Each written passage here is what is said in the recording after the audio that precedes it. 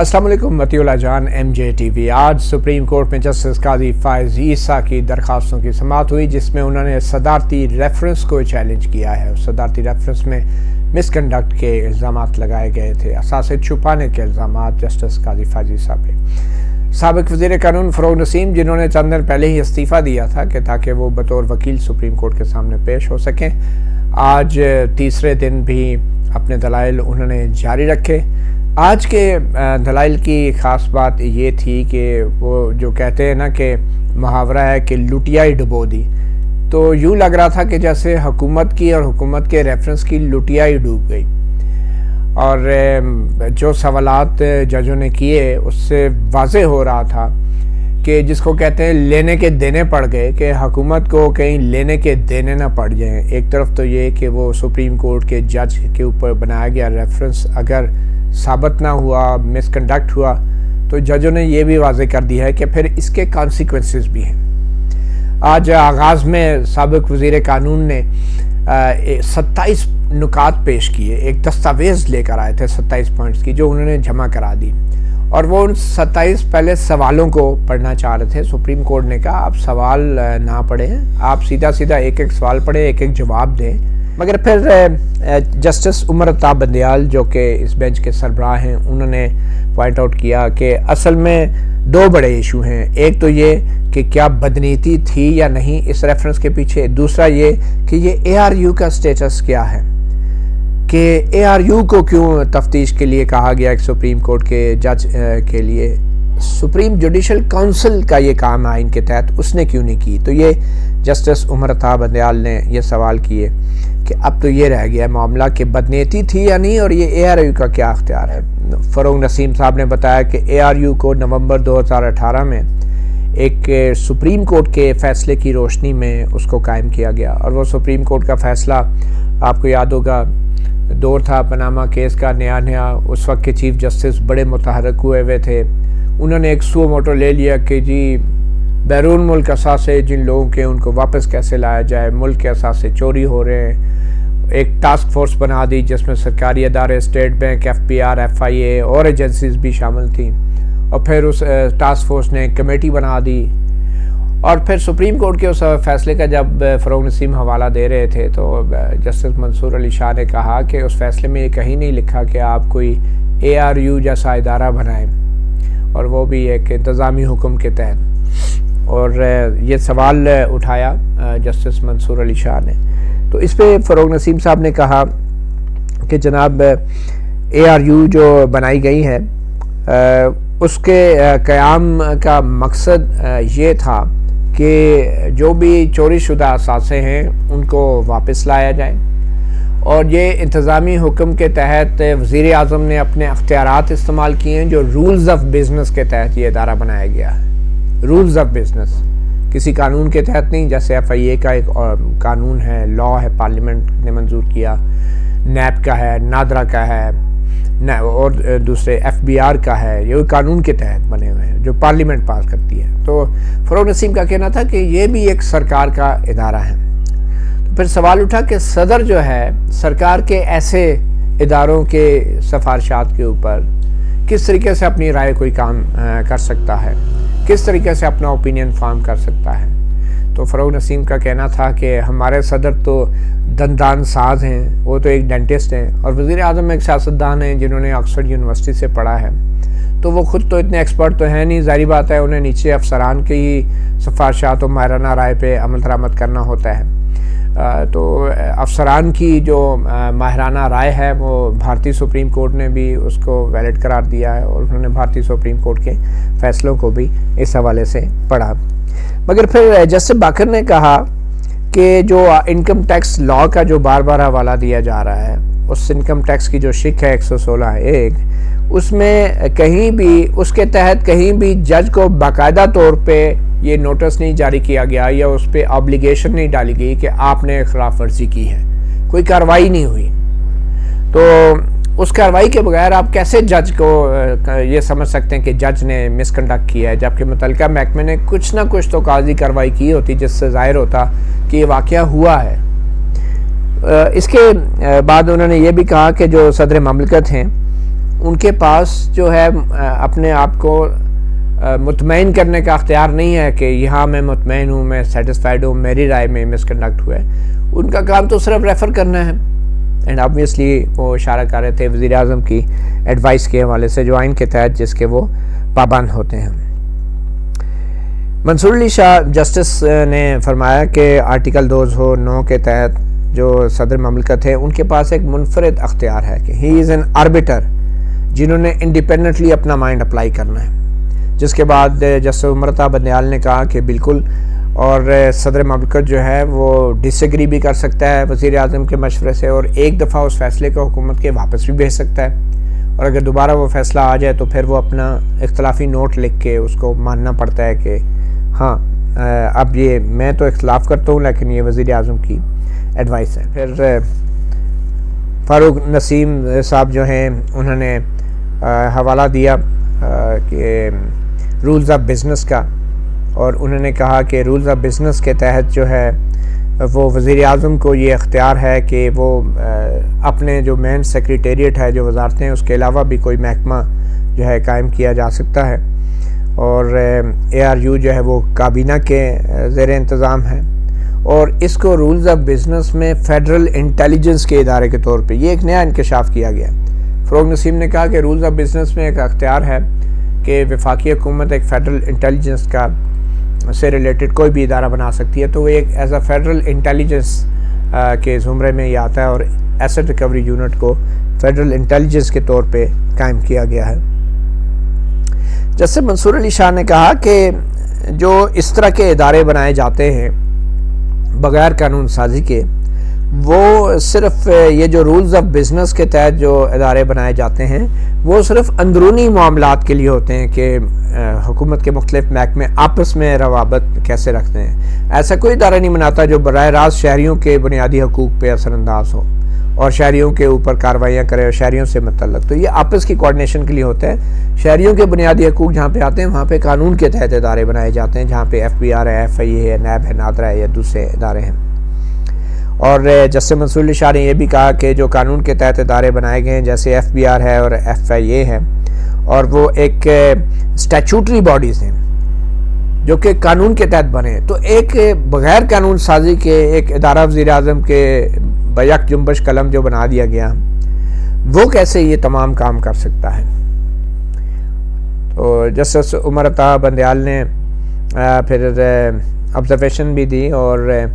انہوں نے کہا کہ میں سپریم کورٹ کے اس بینچ کا ممبر تھا جس میں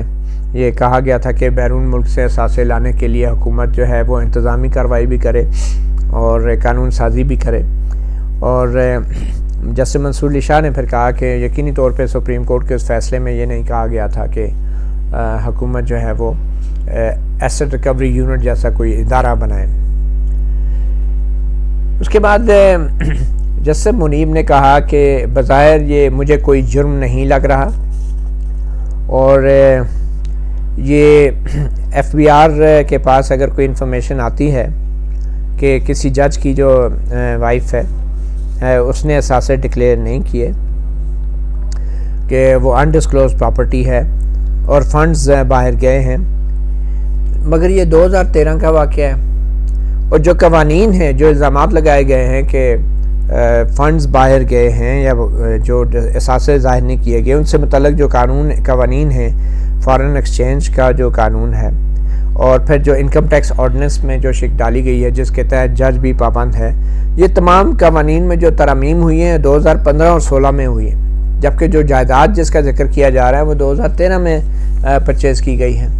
اور اس طرح ان قوانین کا اطلاق جو ہے وہ اس تمام معاملے پر تو پھر بھی نہیں ہوتا. اور یہ بھی کہا گیا کہ اس میں تو منی لانڈرنگ کا تو سوال ہی پیدا نہیں ہوتا. منی لانڈرنگ وہ ہوتی ہے جو کسی جرم کے نتیجے میں جرم کے لیے کرائم پروسیڈ ہو اور کسی جرم کے نتیجے میں کالا دھن جنریٹ ہوا ہو. تو اس میں کون سا ایسا جرم ہوا ہے جس سے پیسے جو ہیں جنریٹ ہوئے، اور یہ بظاہر ایک کسی کی ایرر آف ججمنٹ لگتی ہے جو کسی سرکاری ملازم نے کی ہے. فاروق نسیم صاحب نے کہا کہ جناب سپریم جوڈیشل کونسل کے سامنے منی لانڈرنگ کا کیس نہیں ہے، ٹیکس ایویژن کا کیس نہیں ہے، اور فارن ایکسچینج کا کوئی وائلیشن کا کیس نہیں ہے۔ سپریم جوڈیشل کے سامنے جو ہے صدر نے ایک اوپینین دیا ہے کہ یہ مس کنڈکٹ ہوا ہے، ایک امپراپرائٹی کریٹ ہوئی ہے اور جج پہ ایک الزام لگا ہے۔ سپریم جوڈیشل کونسل نے صرف اس جو ایک الزامات لگے ہیں جس سے امپراپرائٹی کریٹ ہوئی ہے اس کے اوپر فیصلہ دینا ہے۔ تو جیسے منیب نے کہا کہ کیا صدر مملکت نے جو ایک کسی بھی انفارمیشن کی بیس پہ ایک رائے فارورڈ کر دی ہے کہ اس پہ انکوائری کی جائے، تو اگر وہ اللیگل رائے ہے، اگر وہ قانون کے تحت غلط رائے ہے، تو کیا اس پہ بھی سپریم جوڈیشل کونسل جو ہے وہ فیصلہ دینے کی پابند ہے؟ اور ایسی رائے تو ایک کاغذ کا ٹکڑا ہے، اس کی تو کوئی اہمیت نہیں ہے۔ اس کے بعد جسٹس عمر عطا بندیال نے کہا کہ کسی بھی قسم کی رائے بنانے کے لیے اس کا مناسب جو ہے وہ اس کی وجوہات ہونی چاہیے، کوئی بنیاد ہونی چاہیے، اور جس نے بھی یہ ریفرنس کا فیصلہ کیا کہ یہ ریفرنس بنتا ہے، ہمیں اس کے بارے میں بتا جائے وہ کون روشن دماغ تھا، برائٹ لائٹ تھی کہ جس نے یہ کہا کہ ہاں یہ ریفرنس بنتا ہے، اس کا جواب دیا جائے۔ اس پہ فروغ نسیم صاحب نے اس کا جواب نہیں دیا۔ ظاہری بات ہے بطور وزیر قانون وہ ایک لیڈر ہیں، وہ ایک قیادت کر رہے ہیں وزارت قانون کی، ذرا سی اخلاقی جرت ہوتی تو اسی وقت کہتے کہ میں بطور وزیر قانون میں ذمہ داری لیتا ہوں، میں نے یہ فیصلہ کیا ہے، مگر فروغ نسیم صاحب نے ایسا کوئی بات نہیں کی۔ ظاہری بات ہے وہ وزیر قانون اس وقت تو نہیں تھے، لیکن اب وہ بطور وکیل تھے۔ اب وہ یہ کہتے کہ وہ جو فلاں شخص تھا فروغ نسیم، اس نے یہ ریفرنس بنایا، تو وہ بھی ایک بڑی عجیب بات ہوتی، شاید اس لیے انہوں نے کوئی فوری طور پہ جواب نہیں دیا۔ تو اس پہ جسٹس باقر نے کہا کہ جو حکومت کی ایک ترجمان ہوتی تھی، انہوں نے ایک دفعہ پریس کانفرنس میں کہا تھا کہ وزیر اعظم عمران خان نے کریز سے باہر نکل کے چھکا مارا ہے، اور اس پریس کانفرنس میں انہوں نے بتایا تھا کہ ججوں کی بھی اکاؤنٹیبلٹی ہو رہی ہے اور وہ ریفرنس بھی دائر کیا گیا ہے۔ تو فروغ نسیم نے ایڈوکیٹ نے کہا کہ اگر اس ریفرنس میں کچھ نہ ہوتا تو سپریم جوڈیشل کونسل جو ہے وہ شوکاز نوٹس کیوں جاری کرتی، وہ اس کو اٹھا کے پھینک دیتی۔ سپریم جوڈیشل کونسل بہرحال جو ہے ایک عدالت نہیں ہے، ایک ایڈمنسٹریٹو فورم ہے، اس کی عدالت کی وہ حیثیت نہیں ہے۔ جیسے باقر نے کہا کہ صدر کی بھی یہ ذمہ داری ہے کہ بہت سے معاملات کو وہ دیکھے اور ویریفائی کریں۔ جیسے عمر عطا بندیال نے کہا کہ ہم صرف اس بات کو دیکھ رہے ہیں کہ کیا حکومت نے بدنیتی کی ہے، اور یوں لگ رہا ہے کہ آپ تسلیم کر رہے ہیں کہ یہ آپ کا جو ریفرنس ہے اس میں ڈیفیکٹس ہیں اور اس میں میلس ہیں۔ یہ کس کو یہ آئیڈیا آیا کہ ایف بی آر کے پاس جانے کی بجائے آپ سپریم جوڈیشل کونسل میں آپ نے ریفرنس ڈال دیا؟ پھر بھی فروغ نسیم صاحب نے اس کا جواب نہیں دیا کہ کس کو یہ آئیڈیا آیا۔ جیسے عمر عطا بندیال نے کہا کہ آپ کا قانون یہ کہہ رہا ہے کہ کوئی جرم ہوا ہو، کوئی کرمنالٹی ہوئی ہو، آپ کا جو قانون کہتا ہے، تو اس ریفرنس میں تو کوئی بھی جرم نظر نہیں آ رہا یا کرمنالٹی نظر نہیں آ رہی۔ تو جیسے باقر نے کہا کل اگر کوئی روزہ نہ رکھے کوئی جج تو وہ بھی امپراپرائٹی میں آ جائے گا، اس کے خلاف بھی آپ ریفرنس ڈال دیں گے۔ تو اور انہوں نے یہ بھی کہا کہ پہلے آپ کو یہ اسٹیبلش کرنا ہے کہ جو پٹیشنر تھا اس کو انفارمیشن ڈسکلوز کرنا اس پہ لازم تھا، اور اسٹیبلش تھا وہ تھا کہ ایف بی آر اس کو نوٹس دیتی، اس کو کہتی کہ ہمیں انفارمیشن دے، اور وہ پھر نہ انفارمیشن ڈسکلوز کرتا تو پھر وہ لائبلٹی ایک بن سکتی تھی۔ فروغ نسیم صاحب نے کہا کہ میں نے یہ ثابت نہیں کرنا، بالکل یہ ثابت نہیں کرنا کہ یہ ٹیکس کی وائلیشن ہوئی ہے،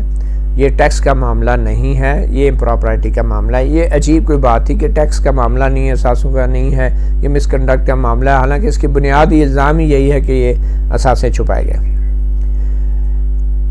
تو جسٹس باقر نے کہا کہ اگر یہ ٹیکس کا معاملہ نہیں ہے، ایسا کچھ بھی نہیں ہے، تو پھر تو آپ بھی کریز سے باہر نکل کے چھکے مار رہے ہیں، آپ بھی کریز سے باہر نکل کے جو ہے وہ شاٹس کھیل رہے ہیں۔ ایڈوکیٹ فروغ نسیم صاحب کو ایڈریس کرتے ہوئے جسٹس منصور علی شاہ نے کہا کہ ہم نے کل بھی بہت سے سوالات کیے تھے،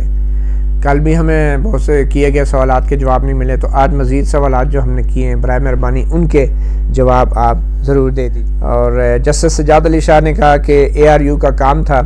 کہ وہ جو غیر قانونی اثاثے پوری دنیا میں ہیں پاکستانیوں کے، پاکستان کے، وہ ان کو واپس لائیں۔ مگر انہوں نے ایک جج کے خلاف بس ریفرنس بنایا اور بات ختم ہو گئی. جیسے منصور علی شاہ نے کہا کہ کل بھی میں نے وہ سوال کیا تھا،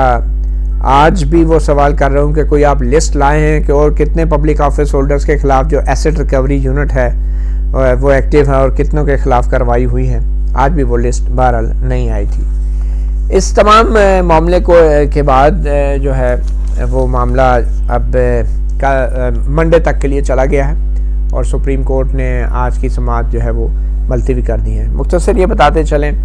کہ سپریم کورٹ کے ججز بالکل مطمئن نہیں ہیں حکومت کی اور خاص کر سابق وزیر قانون فروغ نسیم کے جوابات سے اور دلائل سے، اور وہ بار بار انہیں موقع دے رہے ہیں، بار بار سوال کر رہے ہیں اور پرانے سوالوں پہ اطمینان بخش جواب ملنے کی بجائے نئے سوالات بھی اب پیدا ہو رہے ہیں. جسٹس قاضی فائز عیسیٰ کے ریفرنس کے حوالے سے ہم آپ کو اپڈیٹ کرتے رہیں گے. اب منڈے کو MJ TV پہ کیس کی کارروائی کے حوالے سے آپ کو نئی اپڈیٹ دیں گے. اجازت دیجیے، اللہ حافظ.